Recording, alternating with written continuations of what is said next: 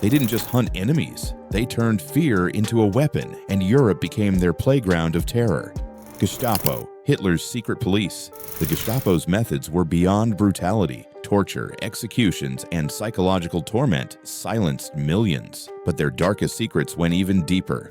To understand how the Gestapo operated, you have to go back to 1933. It began under Hermann Göring, but quickly came under the iron grip of Heinrich Himmler, one of Hitler's most ruthless allies. From the start, the Gestapo didn't follow any rules. They weren't bound by courts, judges, or laws. If they wanted someone gone, they were gone. No trial, no paperwork. They worked hand in glove with the SS and the SD, forming a deadly triangle of surveillance, execution, and control. Together, they hunted down anyone who didn't fit the Nazi ideal: Jews, communists, resistance fighters, and anyone labeled undesirable, like Jehovah's Witnesses, Romani people, or homosexuals. What made them so terrifying was their ability to operate in complete secrecy. Neighbors spied on neighbors. Family members were recruited as informants. One whisper could mean a knock on the door at midnight.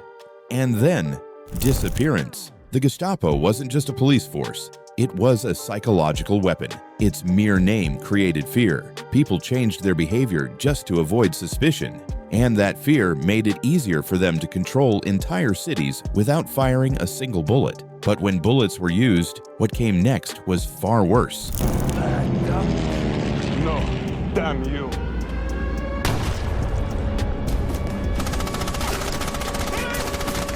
Once inside a Gestapo cell, survival was a game of luck, and pain was the opening move. Victims weren't treated like humans. They were broken down methodically using brutal physical tactics that left no part of the body untouched. Beatings were routine. Electrified, it's used without mercy. Sleep deprivation stretched for days, until reality itself unraveled. But the real cruelty went far beyond broken bones. The Gestapo mastered psychological torture like an art form. Victims were dragged through mock executions, guns pressed to their heads, only to be pulled away at the last second. Families were threatened, and even children were. Some prisoners were forced to betray their closest friends just to stop the screaming. And then came one of their most horrifying tools, the bathtub method. Denise Vere, a member of the French resistance, endured it firsthand. She was repeatedly plunged into a tub of icy water, held under just long enough to trigger drowning panic, then dragged back up again and again. Women, in particular, suffered in ways history often leaves out. Many were victims of sexual assault behind closed doors. These crimes were rarely documented, but survivor accounts make it chillingly clear. For the Gestapo, there were no limits. This wasn't just torture, it was a systematic effort to crush identity, willpower, and truth itself. And for those who survived it, the scars, both physical and emotional, never faded. But even under unimaginable torment, some refused to speak. And in the next section, we meet the women who faced the Gestapo and lived to tell the tale. Women were symbols of resistance and targets of unbelievable brutality behind the cold walls of Gestapo jails, not just inmates. Every survivor's narrative reminds us of both the atrocities they faced and the bravery they showed in resisting giving up.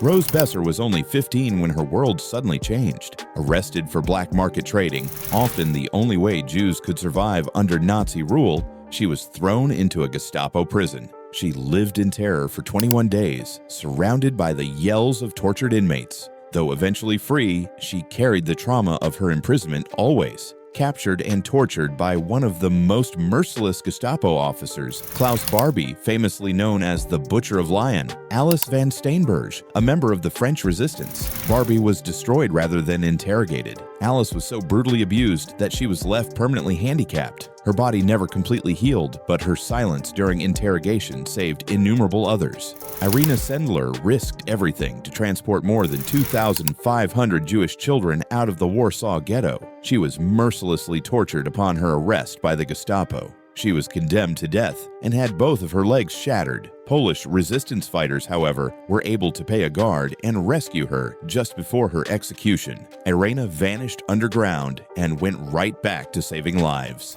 Denise Vare, the same woman who survived the terrible tub torture, was never broken. She wouldn't betray her network, no matter how many times she nearly drowned. Her silence saved dozens of resistance members from jail and death, but it cost her enormously. And then there is Renee Bornstein, taken and questioned when just a little boy. It was a brave resistance instructor named Marianne Cohn who accepted total responsibility for Renee's group, who saved her, not luck. Although Cohn was later killed by the Gestapo, her self-giving saved the life of the kid. These women were warriors rather than just survivors. They held out in the remotest parts of Nazi jailhouses. Their accounts remind us the human spirit may still say no even when every freedom is removed. Up next, we uncover how the Gestapo helped engineer mass deportations and the machinery of genocide. Symbol of the Holocaust, the methodical killer, the Nazi Holocaust monster.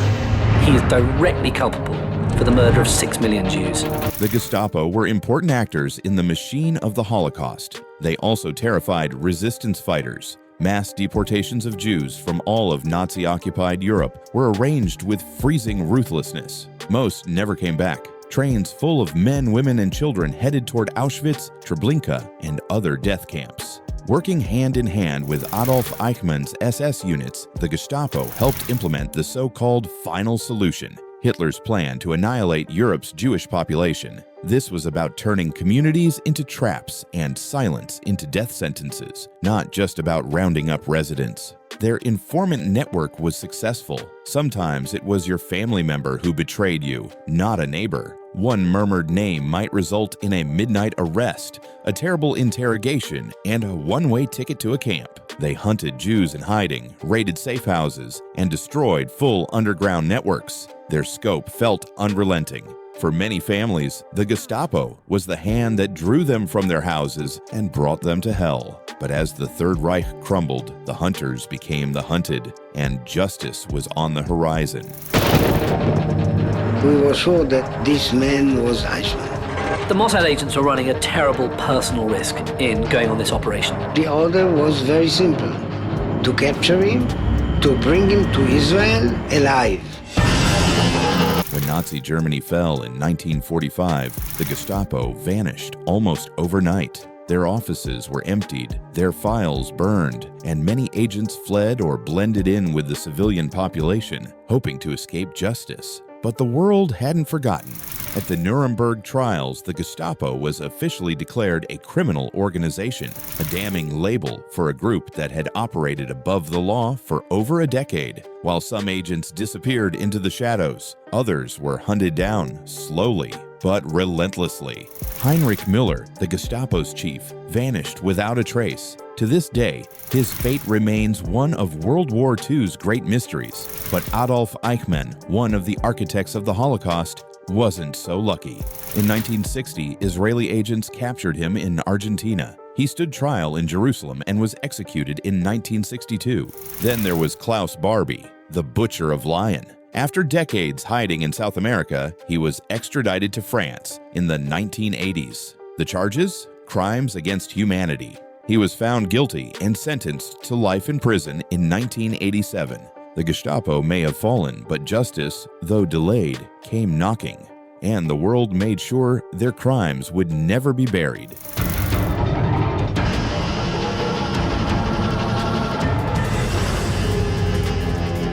The Gestapo may have collapsed in 1945, but their methods didn't die with them. Their blueprint for fear lived on, copied, refined, and rebranded by regimes around the world. In East Germany, the Stasi became one of the most invasive secret police forces in history. They didn't just arrest people, they watched everything.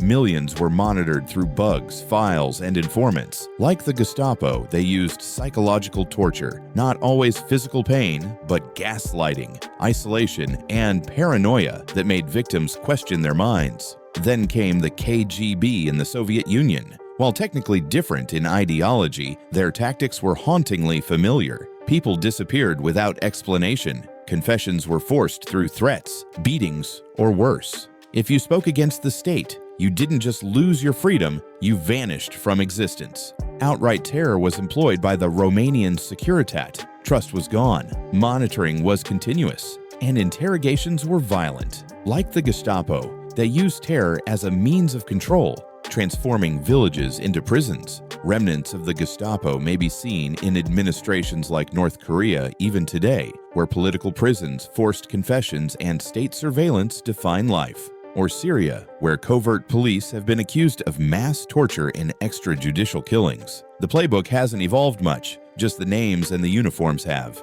The Gestapo started something, not just cruelty. It was methodical control via terror that proved successful. Their legacy reminds us chillingly that history doesn't just repeat when governments trade human rights for power. Rather, it spirals. Unless we take lessons from that past, it might recur. Evidence of what happens when unrestrained authority meets distorted ideology, the shadow of the Gestapo still hangs about. Though their brutality destroyed lives, survivors rejected silence, and that silence, this enables history to repeat. So, if this narrative impacted you, share and drop your ideas in the comments.